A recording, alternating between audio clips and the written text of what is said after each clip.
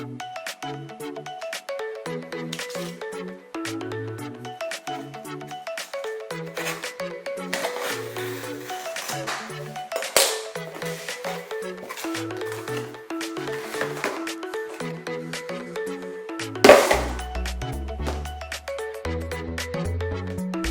this is the DJI OM4.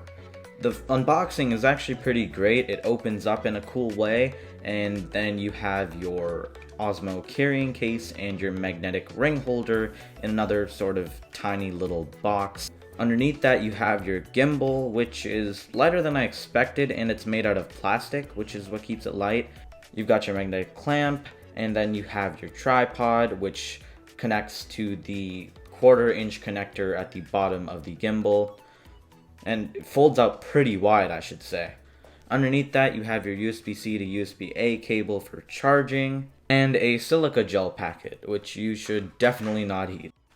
The folding design is also amazing because from this, as soon as you just do this, now you can just stuff it in your pocket, and there are little grooves here to help you fold it properly and to prevent the gimbal from rotating after it's already folded. This magnet is also amazingly strong. If you line up your phone properly, the snap is it's very, very strong. There is also a USB-C port on the side, which is amazing. However, I do wish that there was some sort of protective flap or cover for it, so that when there is wind or water or dust nearby, it doesn't go into the port. It's funny because there is a flap for the USB-A port right over here, and well, I guess it's a different use because the USB-C port is for charging, but it's just kind of confusing why they put one for the USB-A port but not the USB-C port. Now, I haven't used the gimbal that much, but here are my quick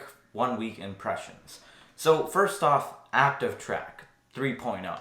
This is really cool, and for the most part, it works really well. It's great at keeping somebody centered in the frame and stuff, but it's kind of conditional. Sometimes if the person moves too quickly, or if they move too far out of the frame and then they come back in, it might just overspin and then just completely lose track of whatever it's tracking. And then sometimes if you're tracking someone and then somebody else walks in through the frame, it might just start randomly tracking them.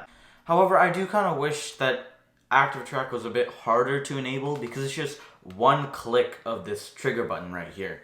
I mean, yeah, it's easy, but that's exactly the problem because my finger's always there to recenter the gimbal, but sometimes I might just accidentally click it and it'll just track something or someone in the frame, and it's happened at very unfortunate times. One time I was just walking down the street, there are people beside me, all around me, and I accidentally hit the button, and there was somebody just walking past me, and it just started tracking them. But still, you don't really want that to happen where you're taking this down the street and it just starts tracking a random person. That's pretty creepy. But yeah, Active Track 3.0 has been around since the DJI OM3 from 2019.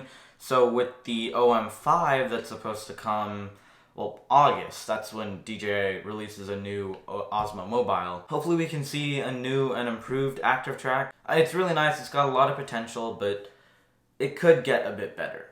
Also, just a couple things with the app, which is DJI Mimo. It's really nice. You can customize a bunch of stuff in there. You can add in your grid lines.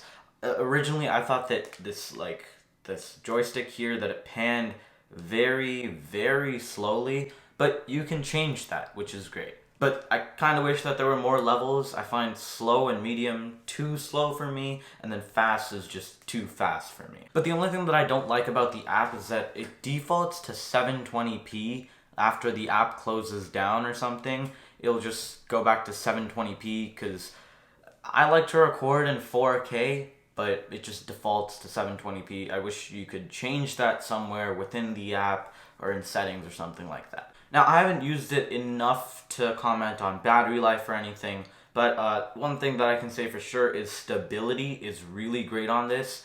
I was actually biking on a trail and holding the gimbal up and biking, and it was incredibly stable. I also ran with it. Unless you're jumping up and down while you're running, this is pretty great.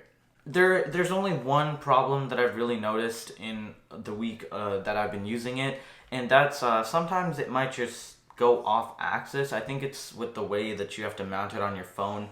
But I tried adjusting that. I ensured that the magnets were properly aligned, but it kept on telling me that it was off balance. And I tried also, when my phone was dying, I tried plugging it into a power bank. I had the power bank in my bag and I had a bunch of wire before I plugged it into the phone. And somehow that was enough to throw it crazy off balance, because sometimes I'd just be walking, it'd slowly start to tip over, and then just completely tip over. Anyways, that's pretty much it for the video. Thank you so much for watching. I'll try to get my full review out on this, I don't know, in a couple of weeks, hopefully by the end of the month or early next month, because I really want to use it and test it before I do formulate a full review. Also, the OM5 is coming out soon, so maybe I'll put my review out on this after that gets announced. But yeah, that's pretty much it for me.